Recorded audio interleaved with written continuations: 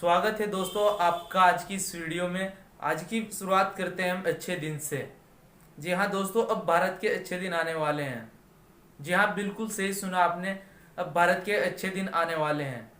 लेकिन मुझे नहीं लगता अच्छे दिन इस देश की जनता के आए हैं। अच्छे दिन आए हैं तो इस देश के नेताओं के आए हैं। तो आइए दोस्तों जानते हैं पूरे डिटेल से आज की इस वीडियो में कि इस जनता के अच्छे दिन आए हैं या इस देश के नेताओं के अच्छे दिन आए हैं।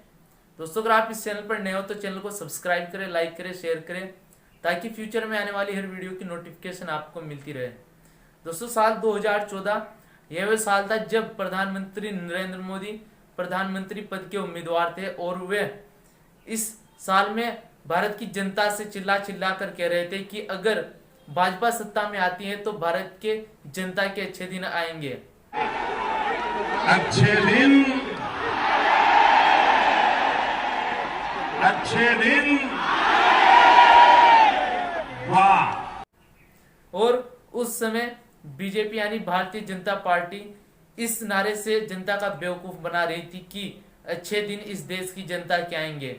और अब इस सरकार को 7 साल हो चुके हैं, लेकिन मुझे नहीं लगता आज भी इस देश की जनता के अच्छे दिन आए हैं। दोस्तों वादा 30 करोड़ का था लेकिन सिर्फ हकीकत 4 करोड़ थी। वादा 30 करोड़ का लेकिन हकीकत सिर्फ 4 करोड़। और वहीं प्रधानमंत्री नरेंद्र मोदी डॉक्टर से बात करते हुए रोने लगे और उन्होंने कहा है कि इस कोरोना वायरस ने हमारे अपनों को छीना है और वहीं पर उनकी आंखों से आंसू निकल गए। वायरस ने हमारे कई अपनों को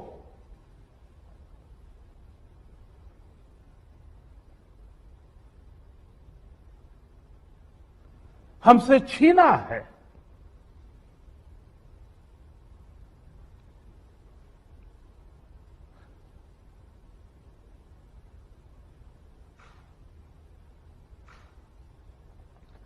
मैं उन सभी लोगों को अपनी विनम्र श्रद्धांजलि देता हूं। लेकिन मैं पूछना चाहता हूं, क्या ये रोना सच में दिल से रोना था? कहाँ थे वो रोना जब बंगाल में लाखों की संख्या में रैलियां निकाली जा रही थी और तब वहां पर दीदी ओ दीदी कहा जा रहा था।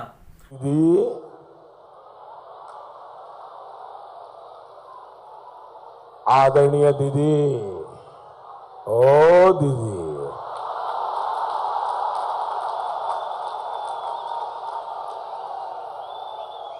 दीदी, ओ दीदी। और लाखों की संख्या में रैलियां निकाली जा रही थी। अमित शाह के रैली अलग और प्रधानमंत्री नरेंद्र मोदी की रैली अलग। तो तब क्या इस देश की जनता कोरोना महामारी से नहीं मर रही थी?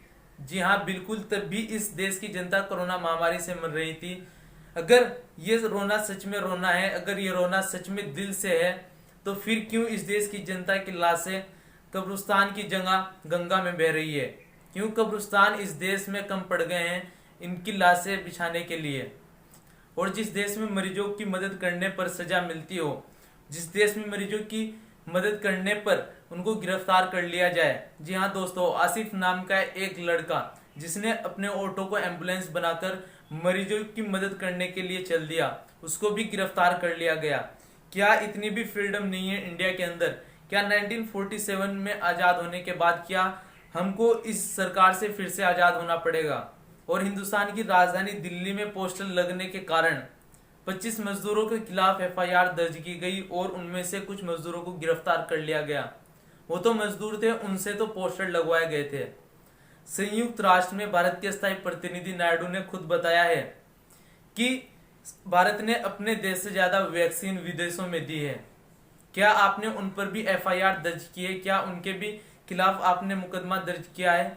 क्या उनको भी आपने गिरफ्तार किया है? नहीं, आप उनको गिरफ्तार नहीं कर सकते क्योंकि वो नेता है। अगर इस देश की जनता आपसे सवाल करती है कि मोदी जी आपने हमारे बच्चों की वैक्सीन विदेश क्यों भेज दी, तो आपने उस पर उनको गिरफ्तार कर लिया गया। एक सवाल पूछने का हक नहीं है इस देश की जनता को, तो कैसी जिंदगी जी रही होगी इस देश की जनता? क्या वाकई इस देश की जनता के अच्छे दिन आए हैं? नहीं, बिल्कुल इस देश की जनता के अच्छे दिन नहीं आए हैं। और वहीं साथ में 6 महीने हो गए फार्मर प्रोटेस्ट को। 6 महीने से गरीब किसान दिल्ली की सीमाओं पर बैठा है। 6 महीने से वो अपने घर से बाहर है, दिल्ली की सीमाओं पर बैठे हैं। कैसी जिंदगी गुजर रही होगी उन गरीब किसानों की जो 6 महीने से अपने घर से बाहर हैं। आखिर क्यों नहीं उनकी मांगों को पूरा किया जा रहा है? और इस आंदोलन में किसानों की सबसे बड़ी मांग एमएसपी यानी मिनिमम सपोर्ट प्राइस बिल को लेकर है। लेकिन सरकार इस बिल पर कोई भी एक्शन लेना नहीं चाहती है और इस बिल को रद्द नहीं करना चाहती है। और किसानों का कहना है कि जब तक ये बिल रद्द नहीं होगा तब तक हम दिल्ली की सीमाओं से नहीं हटेंगे। और फिर बात आती है एनआरसी सीए। 4 दिसंबर 2019 को ये बिल अप्रूव होने के बाद लाखों की संख्या में लोग प्रोटेस्ट करने के लिए निकल गए और कहां पर प्रोटेस्ट देखने को नहीं मिला है।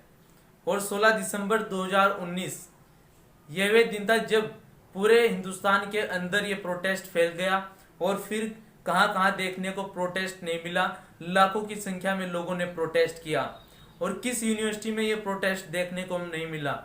Guwahati university, IIT Bombay, Jamia Millia Islamia university Nai Delhi, Nadwa college, Aligarh Muslim university, university of Delhi, university of Hyderabad, इन सभी यूनिवर्सिटी में प्रोटेस्ट देखने को मिला। और फिर क्या क्या नहीं हुआ स्टूडेंट के साथ वो सब आप जानते हैं। स्टूडेंट को लाइब्रेरी के अंदर जाकर टीयर गैस का यूज किया गया और लाठी चार्ज कर दी गई। और नदवा कॉलेज में भी 50 से 60 स्टूडेंट को इंजर्ड कर दिया गया। और पंडित जवाहरलाल नेहरू यूनिवर्सिटी की टीचर ने भी स्टूडेंट के साथ मिलकर प्रोटेस्ट किया और वहां पर भी काफी स्टूडेंट इंजर्ड हो गए। और जामिया मिल्लिया इस्लामिया यूनिवर्सिटी में भी कई स्टूडेंट की मौत हो गई। कौन होगा उन मौतों का जिम्मेदार? और अलीगढ़ मुस्लिम यूनिवर्सिटी में गर्ल्स हॉस्टल के अंदर घुसकर पुलिस ने टीयर गैस और लाठी चार्ज कर दी। छात्राओं को इतना मारा गया कि उनको इंजर्ड कर दिया गया। और 14 दिसंबर 2019 को दिल्ली में शाहीन बाग में 1 लाख से ज्यादा लोग प्रोटेस्ट करने पहुंचे। तो तब ये सरकार क्यों नहीं देख रही थी कि कैसे लोगों प्रोटेस्ट कर रहे हैं और कैसे लोगों को परेशान किया जा रहा है? तो तब ये सरकार कहाँ थी? तब ये रोना कहाँ था? और दोस्तों सबसे बड़ा सवाल, क्या इम्पैक्ट पड़ा इस प्रोटेस्ट के कारण? जी हाँ दोस्तों, सबसे बड़ा इम्पैक्ट इस इकोनॉमी पर पड़ा है। कार और जैसे वॉच जैसी कंज्यूमर गुड्स पर काफी इम्पैक्ट देखने को मिला है। और इंडियन रेलवे एक्सप्रेस के द्वारा ये कहा जाता है कि इंडियन रेलवे को 90 करोड़ यानी 30 मिलियन का नुकसान हुआ, जिसमें से 72 करोड़ यानी 10 मिलियन का पश्चिम बंगाल को नुकसान हुआ। आखिर इन सब चीजों के देखने के बावजूद भी ये सरकार अपना फैसला बदलना नहीं चाहती थी। इतना नुकसान होने के बावजूद, इतना जनता को परेशान करने के बावजूद भी सरकार ने अपना फैसला नहीं बदला। क्या वाकई इस देश की जनता के अच्छे दिन आए हैं? सरकार जो करना चाहती है वो करती है, वो अपने नागरिक को देखना नहीं चाहती कि इस देश का नागरिक मर रहा है या वो जी रहा है। और दोस्तों, जिस देश में 500 करोड़ रुपए योग दिवस मनाने में खर्च कर दिए जाएं, जिस देश में 20 से 40 करोड़ रुपए एमएलए खरीदने में उड़ा दिए जाएं, और जिस देश में 3000 करोड़ रुपए एनिवर्सरी मनाने में उड़ा दिए जाएं, उस देश में 70 से 80 लाख रुपए का ऑक्सीजन का भुगतान नहीं हो पाता। और उस ऑक्सीजन के भुगतान न होने के कारण बच्चों की मौत हो जाती है और इस देश की जनता इसके कारण मर जाती है। तो क्या वाकई इस देश के जनता के अच्छे दिन आए हैं? जी नहीं दोस्तों, बिल्कुल इस देश की जनता के अच्छे दिन नहीं आए हैं। और क्यों की जाती है इतनी विदेशी यात्राएं? आखिर इस देश के देशवासियों को भी बताया जाए कि क्यों की जाती है इतनी विदेशी यात्राएं। दोस्तों, 2014 से 2019 तक प्रधानमंत्री नरेंद्र मोदी ने 92 कंट्रियों का दौरा किया, यानी कि 92 कंट्री का दौरा किया। और वहीं मनमोहन सिंह ने अपने 10 साल के कार्यकाल के दौरान 92 कंट्री का दौरा किया। और इंदिरा गांधी ने अपने 15 साल के कार्यकाल के दौरान 113 देशों का दौरा किया। और दोस्तों, बताता हूं मैं आपको कि प्रधानमंत्री की इन यात्राओं पर कितना पैसा खर्च हुआ। अगर इतना पैसा इन हॉस्पिटल पर खर्च किया जाता तो शायद आज इस देश की जनता ऐसे गंगा के पास ना मरी हुई होती और गंगा में आज उनकी लाशें ना बह रही होती। लेकिन नहीं, इस देश की जनता के लिए ऐसा कुछ नहीं करना है जिनसे उनके लिए अच्छे दिन आ जाएं। और दोस्तों, इनकी यात्राओं पर 2100 करोड़ रुपए का अब तक खर्च हो चुका है, यानी 2100 करोड़ रुपए अब तक इनकी यात्राओं पर लग चुके हैं। और अभी इनकी और भी यात्राएं बाकी है और भी यात्राएं करेंगे। दोस्तों क्या वाकई इस देश की जनता के अच्छे दिन आए हैं? तो दोस्तों आप अपनी राय कमेंट बॉक्स में जरूर बताएं, क्या वाकई इस देश की जनता के अच्छे दिन आए हैं? दोस्तों अगर आपको ये वीडियो अच्छी लगी हो तो लाइक करें, शेयर करें और कमेंट करें और चैनल को सब्सक्राइब करें।